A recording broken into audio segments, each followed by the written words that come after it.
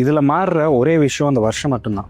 இந்த ரெசல்யூஷன் அப்படியே தான் இருக்குது, இந்த போர்டு அப்படியே தான் இருக்குது, அந்த மார்க்கரும் அப்படியே தான் இருக்குது. இப்போ டக்குன்னு திரும்பி பார்த்தா இந்த வருஷம் எப்படி போச்சுன்னு கூட நம்ம யாருக்கும் தெரியாது.